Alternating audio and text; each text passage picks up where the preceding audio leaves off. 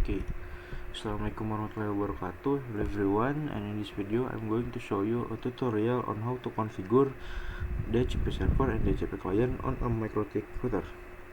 So let me show you the topology that we'll be using in this setup. There is a 3 MikroTik router, and that one has DHCP server is directly connect to the internet, and then we have 3 client.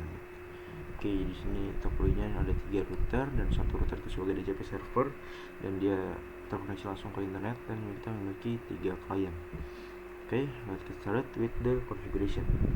Oke, kita buka DHCP server di sini, login, admin, passwordnya kosong. Oke, sebentar like ini ya. Okay, no. Okay, .cl. Okay. Next, we do change the identity name of the a router. We can use command system identity set name. Ini misalnya DHCP server, misalnya DHCP server misalnya. Oke. Nah, as you can see di sini, the identity has changed ya. The nama identitinya sudah berubah. Next, step before we doing this configuration, make sure the MikroTik device has already received an IP address. Okay, if it has, test the internet connection. So first we can check the IP address. First we can check IP address print. Oke, di sini DHCP server sudah ada IP addressnya. Sekarang kita coba juga koneksinya. Coba ping ke 888. Oke, di sini berhasil. Kita coba juga ping ke google.com. Oke, di sini juga sudah berhasil. Okay, next we will do configure and add an IP address to the interface that is connected to the router as a DHCP client. And based on the topology, we will add an IP address to the interface ether 2. Interface ether 2 itu yang mengarah ke DHCP client gitu ya di sini. Nah, ini ether 2 itu ya di sini. Dan IP yang digunakan, dan that IP that we will use is sini ya 10.10.10/24 ya. IP network yang kita gunakan. Okay, to add the IP address we can use command IP address add address, masukkan tadi IP-nya itu 10 network itu 10.10.0, jadi itu adalah 10.10.1/24, lalu interface kan ether 2 gitu ya. Sorry, ether 2 ya. Karena ether 2 ini yang mengarah ke DHCP client gitu ya. Oke, sudah kita enter, kita add, lalu kita cek IP address print.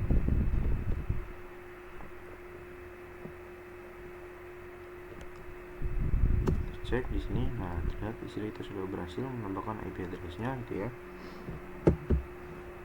Oke.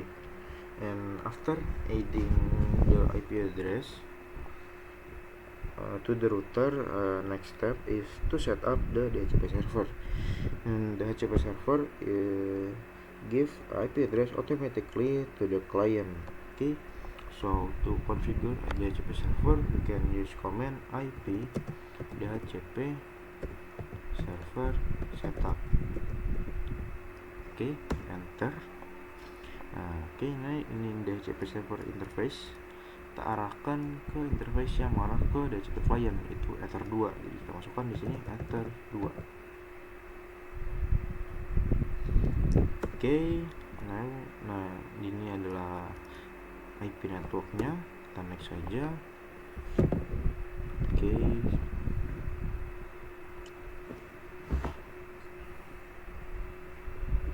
Oke, lalu ini ada IP gate. Lalu ini ada IP gateway-nya ya. IP gateway-nya kita next saja. Lalu di sini ada range IP-nya ya, range IP yang akan diberikan yaitu 10.2 sampai 10.254. Kita next saja. Maaf, masih terubah. Oke, lalu di sini ada DNS server, kita gunakan yang defaultnya aja, kita ubah, kita next saja. Lalu di sini ada list time-nya gitu ya, 10 menit, kita next saja.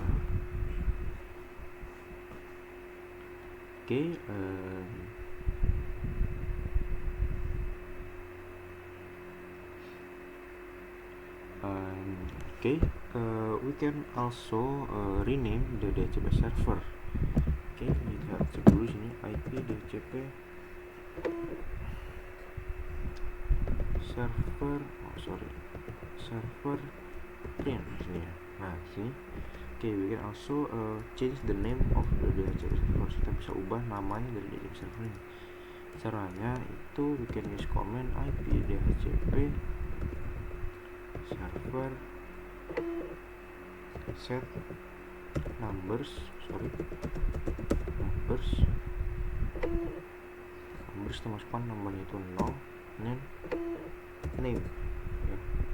Name-nya kita ubah misalnya ke server 1 ya. Server 1. Oke, we can check IP, we can check di sini print. Lihat di sini namanya sudah berubah menjadi server 1 gitu ya. Oke, next. We need to configure NAT firewall so that clients can access to the internet through the router. This configuration allows local network connection to reach the internet. Okay, so we can to do this configuration, we can use command IP firewall NAT at the chain yang menggunakan adalah source NAT, lalu out interface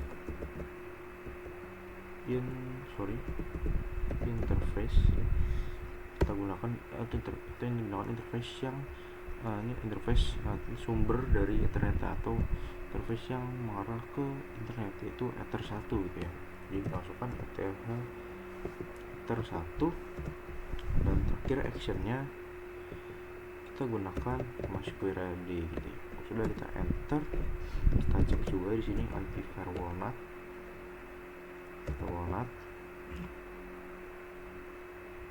print. Oke, kita cek di sini. Nah, di sini juga sudah ada firewall NAT yang sudah kita buat sebelumnya ya. Chainnya itu source NAT, actionnya MySQLD, and out interface-nya itu Ether 1.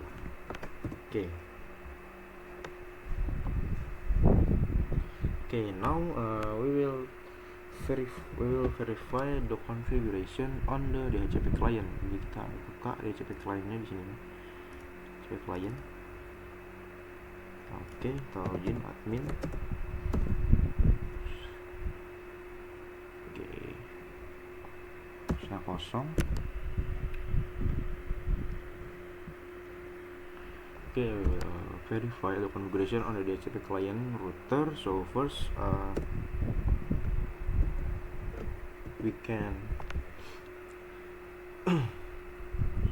we will change the identity name of the router. Oke, kita ubah dulu nama identitinya di sini ya untuk mempermudah sistem identity set name. Misalnya dia DHCP client. Oke. Nah, terlihat sudah berubah. Lalu we can verify it by checking the DHCP client and its IP address. Oke, jadi kita bisa cek dengan mengecek, kita bisa verifikasi dengan mengecek IP address dan juga DHCP clientnya. Sini kita cek IP DHCP client print. Oke, nah di sini terlihat sudah ada DHCP clientnya, dan bisa juga bound, dan sini juga sudah dapat IP addressnya gitu ya. Kita cek juga di sini IP address.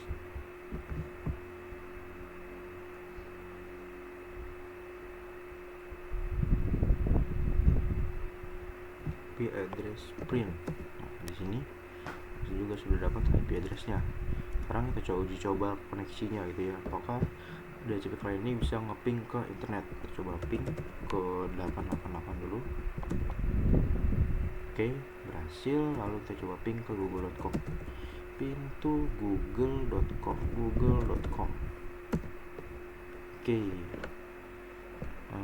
Oke.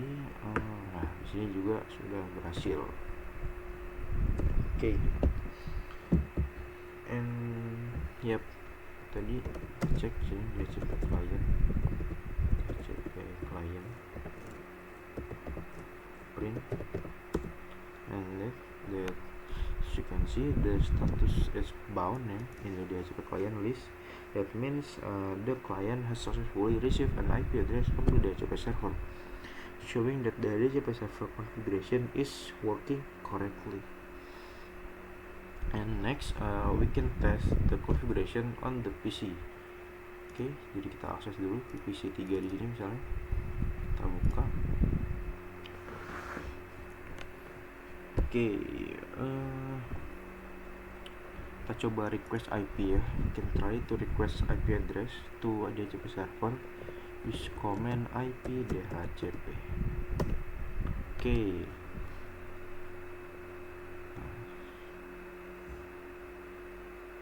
Oke, sebentar.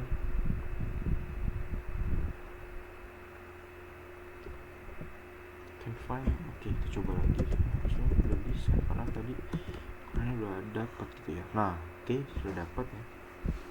Nah, when we try to request an IP address, the DORA process and the receive IP address appear. This means that the PC successfully receive an IP address automatically. Oke, di sini kita cek juga, di sini kita show IP. Nah, di sini juga kita sudah dapat IP secara otomatis dari DHCP server.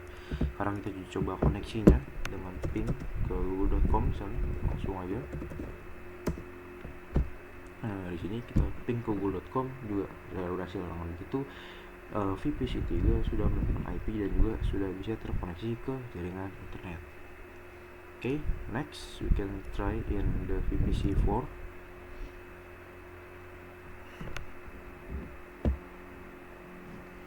Okay, repeat the same step for VPC 4. Okay, so IP DHCP, we try to request an IP address.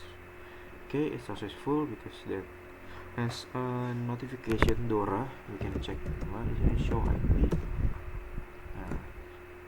Yes, the IP address, and we can check the connection ping google.com. Okay, and di sini juga sudah bisa berhasil ngeping google.com, and that means VPC 4 has an IP address and can connect to the internet. Okay.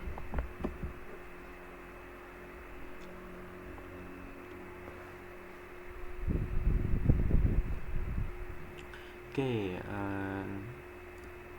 next, now we will configure DHCP server for clients connected to interface Ether 3. Jadi kita sekarang coba konfigurasi DHCP client. Kita coba konfigurasi DHCP server untuk klien yang berada di Ether 3 gitu ya.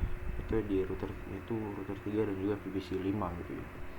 Okay, before that we need to add an IP address to Ether 3 gitu ya. Ether 3. So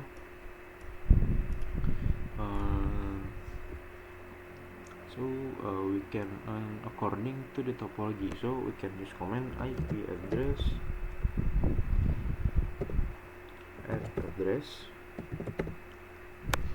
we add the addressnya itu adalah 20.20.21 berarti 20.20.1/4, lalu interface-nya kita masukkan ke Ether 3.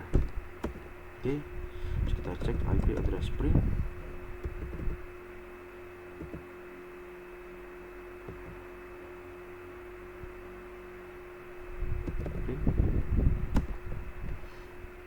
Oke. Nah, terlihat di sini IP address sudah berhasil kita tambahkan, yaitu 20.21 di Ether 3. Oke, next. After adding the IP address, next step is set up the DHCP server. Okay, you can use command IP DHCP server setup. Okay, interface-nya kita gunakan Ether 3 karena ini untuk klien yang mengarah klien yang ada di Ether 3. Okay, IP networknya, lalu ada IP gateway-nya. Lanjut, di sini ada IP yang diberikan atau range IP-nya itu 20.2 sampai 20.254. Di sini ada DNS servernya. Terakhir ada list time-nya gitu ya. Okay, next we will verify the configuration on the DHCP client router. Okay, so first kita buka dulu di sini router 3. Okay, kita login admin. Kita kosong. Okay, first we change the identity name of the routernya. Jadi kita ubah dulu nama identity-nya di sini ya. Kita ubah dulu. Okay, system identity set name. Kita samain aja, misalnya di sini router 3 berarti 3. Okay, the identity has changed. Okay, and then next we check the DHCP client and IP address in the router 3. Okay, we can use command IP DHCP client print.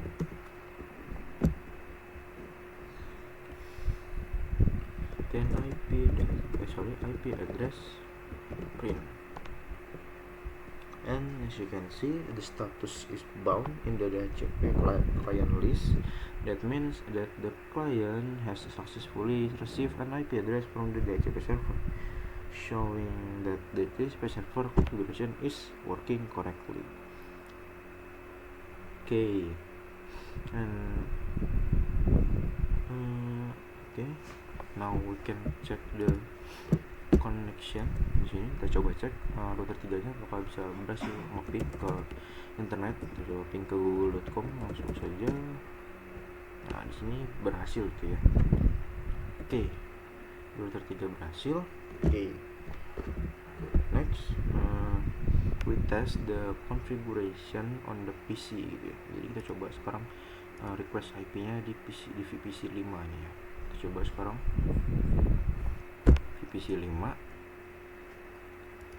ya. Oke, VPC 5 ini tunggu sebentar. Oke, kita coba request IP. Oke, IP DHCP. Oke, as you can see, di Dora dapat notifikasi Dora di sini, Dora notification di sini tercet, and we can check the IP address di sini, show IP, and that as you can see di sini ada IP addressnya, and